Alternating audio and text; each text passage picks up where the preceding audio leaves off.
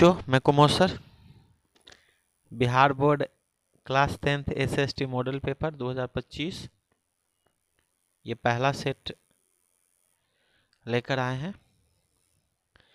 चलिए सवालों को शुरू करते हैं। सवालों को शुरू करने से पहले अगर चैनल पर नए हैं तो चैनल को लाइक, सब्सक्राइब, शेयर जरूर कर ले। सवाल पहला आप लोग के सामने है, सवालों को पढ़िए और जवाब देने का कोशिश कीजिए। 2 सेकंड आपको टाइम मिलेगा जवाब देने के लिए।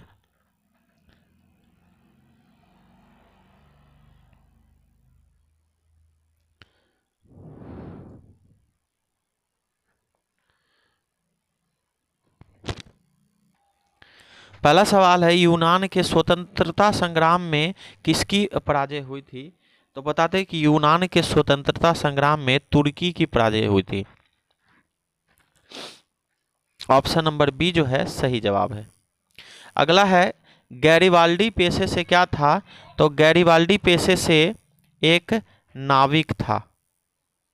ऑप्शन नंबर डी जो है सही जवाब है। ब्रिटेन में किस वर्ष सार्वजनिक व्यस्क मताधिकार को मान्यता मिली थी? तो बता दें कि ब्रिटेन में 1928 में जो है सार्वजनिक व्यस्क मताधिकार प्राप्त हुआ था। ब्रिटेन में किस वर्ष सार्वजनिक व्यस्क मताधिकार? ये तो हो गया 1928 में। अगला है, 15वीं लोकसभा चुनाव में महिलाओं की भागीदारी रही है। तो बता दें कि 15वीं लोकसभा चुनाव में महिलाओं की भागीदारी जो है 10.86% रही है। अगला सवाल है, काउंट कावूर को विक्टर इमैनुअल ने किस पद पर नियुक्त किया था? तो उसने प्रधानमंत्री के पद पर नियुक्त किया था। ऑप्शन नंबर सी जो है सही जवाब है।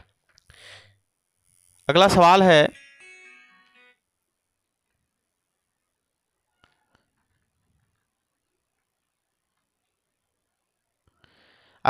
है, प्रथम इंटरनेशनल की बैठक कहाँ हुआ था? तो प्रथम इंटरनेशनल बैठक जो हुआ था वह हुआ था लंदन में। ऑप्शन नंबर डी जो है वो सही जवाब है।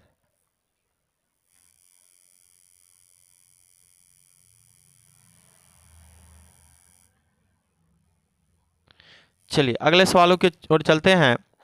1917 की पहली रूसी क्रांति को किस नाम से जाना जाता है? आप चारों ऑप्शन आपके सामने हैं कि 1917 की पहली रूसी क्रांति को किस नाम से जाना जाता है। तो इसके आंसर है फरवरी की क्रांति। ऑप्शन नंबर ए जो है सही जवाब है आपका। अगला सवाल है, फ्रेंच इंडो चाइना की स्थापना किस वर्ष हुई थी? फ्रेंच इंडो चाइना की स्थापना किस वर्ष हुई थी? तो 1887 में। ऑप्शन नंबर डी जो है आपका सही जवाब है। भारतीय लोकतंत्र की कमजोरियों को दूर करने के सबसे अच्छा उपाय क्या है? भारतीय लोकतंत्र की कमजोरियों को दूर करने का सबसे अच्छा जो और कारगर उपाय है सुधारात्मक कानूनों का निर्माण करना। ऑप्शन नंबर डी जो है सही जवाब है। अगला है, भारत में योजना आयोग का गठन कब किया गया था? भारत में योजना आयोग का गठन कब किया गया था? 15 मार्च 1950 को। 15 मार्च 1950 को। ऑप्शन नंबर ए जो है आपका सही जवाब है। भारत की आर्थिक अर्थव्यवस्था है तो इसके सही जवाब है ऑप्शन नंबर डी मिश्रित। भारत में जो है पूंजीवादी और समाजवादी दोनों प्रकार की अर्थव्यवस्था है, इसलिए कह सकते हैं कि मिश्रित अर्थव्यवस्था है। किस क्षेत्र को तृतीयक क्षेत्र कहा जाता है? किस क्षेत्र को तृतीयक क्षेत्र कहा जाता है? तो इसके सही जवाब है सेवा क्षेत्र। सेवा क्षेत्र को तृतीयक क्षेत्र कहा जाता है। अगला सवाल है, ये 50-60 प्रश्नों का एक सेट है जिसमें मिसलेनियस एसएसटी के सारे सवाल होंगे। हर क्षेत्र से हिस्ट्री, ज्योग्राफी, इकोनॉमिक्स है ना, जो भी है 5 विषय से इसमें सवाल को लिया गया है। वियतनाम में रहने वाले फ्रांसीसी नागरिकों को कहा जाता था? वियतनाम में रहने वाले फ्रांसीसी नागरिकों को कोलोन कहा जाता है। अगला सवाल है हिंद स्वराज पुस्तक किसके द्वारा लिखी गई है? तो इसके सही जवाब है 15 का option number D, Mohandas Karamchand Gandhi. Mohandas Karamchand Gandhi. 16 है खलीफा पद किस समाप्ति तुर्की में कब की गई थी? खलीफा पद की समाप्ति तुर्की में कब की गई थी? तो इसके आंसर है ऑप्शन नंबर ए 1924 में। ऑप्शन नंबर ए जो है सही जवाब है। अगला है स्वराज दल के अध्यक्ष कौन थे? 17 का सही जवाब है Motilal Nehru. Option number B जो है सही जवाब है। स्वराज दल के अध्यक्ष मोतीलाल नेहरू थे। अगला है वर्ष 2012 से 13 में भारत की प्रति व्यक्ति वार्षिक औसत आय थी। 2012 से 13 में भारत की प्रति व्यक्ति वार्षिक आय जो थी वह थी 67,747 रुपये 68,000 सॉरी। ऑप्शन नंबर डी जो है सही जवाब है। दादा भाई नौरोजी के अनुसार 1868 में भारत की प्रति व्यक्ति वार्षिक आय थी। दादा भाई नौरोजी के अनुसार 1868 में भारत की प्रति व्यक्ति वार्षिक आय कितनी थी? तो वो थी 20 रुपये। ऑप्शन नंबर ए जो है सही जवाब है। अगला सवाल है कि मुद्रा के प्रयोग से किसको लाभ हुआ है? मुद्रा के प्रयोग से किसको लाभ हुआ है? तो उपभोक्ता उत्पाद। ऑप्शन नंबर सी जो है सही जवाब है। अगला सवाल है कि 1907 में जे.एन. टाटा ने का पहला लौह इस्पात संयंत्र किस जगह स्थापित किया गया था? तो ये किया गया था option number 23 Jamshedpur. Option number A जो है सही जवाब है। मुंबई में पहला कपड़ा मिल कब खुला? मुंबई में पहला कपड़ा मिल कब खुला? तो इसके सही जवाब है 1854। 1854 ऑप्शन नंबर डी जो है वो सही जवाब है।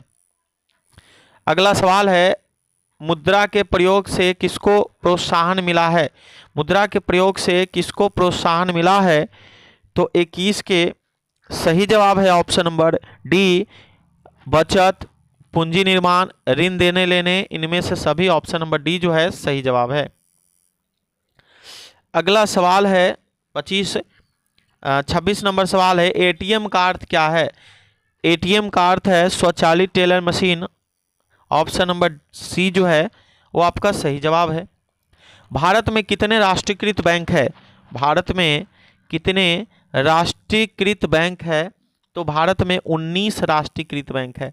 ऑप्शन नंबर बी जो है वो सही जवाब है। अगला है 1928 में ग्राई पटवार के कैलेंडर पर किस भगवान का चित्र अंकित था? तो ये जो था विद्या देवी सरस्वती का, यानी सरस्वती देवी का इस पे अंकित था चित्रण में। अगला सवाल है मुंबई हाई क्या है? तो मुंबई हाई जो है खनिज तेल उत्पादन क्षेत्र है। मुंबई हाई खनिज तेल उत्पादन क्षेत्र है। अगले सवालों की ओर चलते हैं। अगला सवाल है सिख गुरु गोविंद सिंह का जन्म किस नगर में हुआ था? तो पटना में हुआ था। सिखों के 10वें गुरु गोविंद सिंह का जन्म जो हुआ था वो आपको पटना में हुआ था। अगला है कि भारत को किस उद्योग क्षेत्र में अधिक सफलता मिली? भारत को किस उद्योग क्षेत्र में अधिक सफलता मिली है? Computer software. Option number B जो है वो सही जवाब है। अगला है 32वां नंबर सवाल है आपका कि सेवा क्षेत्र का निर्माण होता है। सेवा क्षेत्र का निर्माण होता है तो इसके 4 ऑप्शन हैं। ऑप्शन देखने के बाद परिवहन सेवाओं द्वारा, संचार सेवाओं द्वारा, वाणिज्य सेवाओं द्वारा, तो इनमें से सभी इसके आंसर है। ऑप्शन नंबर डी सही जवाब है। अगला है ईस्ट इंडिया कंपनी अफीम किस देश में भेजती है? ईस्ट इंडिया कंपनी जो है अफीम चीन में भेजती थी। ऑप्शन नंबर डी जो है वह सही जवाब है।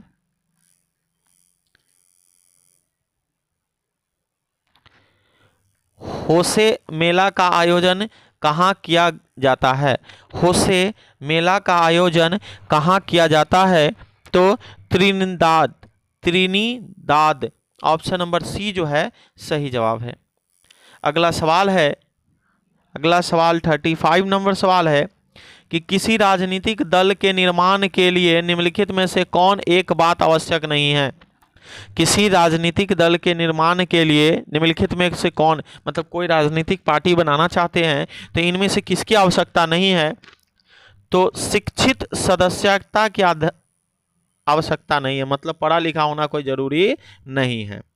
चलिए अगला सवाल है, राजनीतिक दल देश में सीजरशाही से हमारी रक्षा के सर्वोत्तम साधन है, यह युक्ति किसकी है?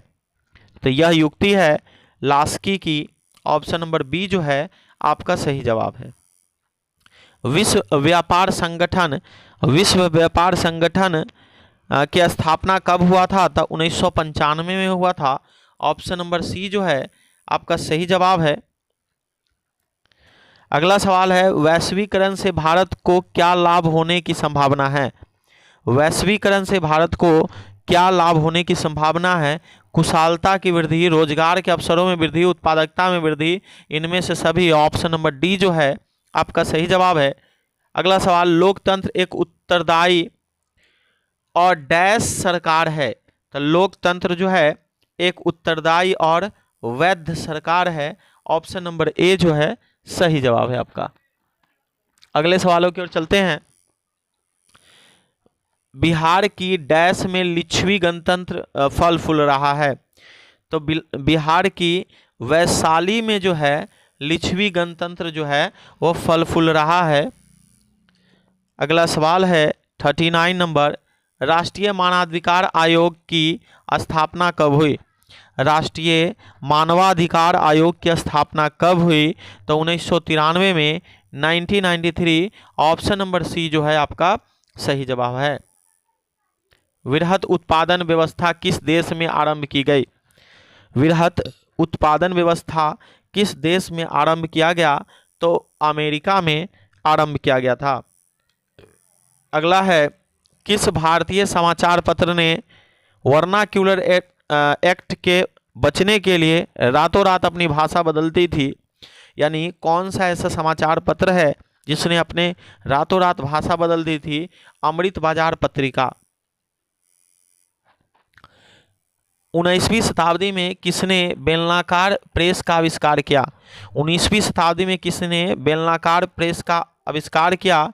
तो रिचर्ड एम हो, ऑप्शन नंबर ए जो है आपका सही जवाब है।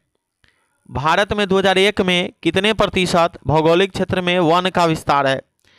भारत में 2001 में कितने प्रतिशत वन क्षेत्र, भौगोलिक वन क्षेत्र का विस्तार है?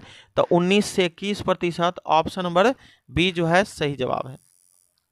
भारतीय कृषि का राष्ट्रीय उत्पाद में योगदान कितना है? भारतीय कृषि का राष्ट्रीय उत्पाद में योगदान कितना है? तो ऑप्शन बी 22%।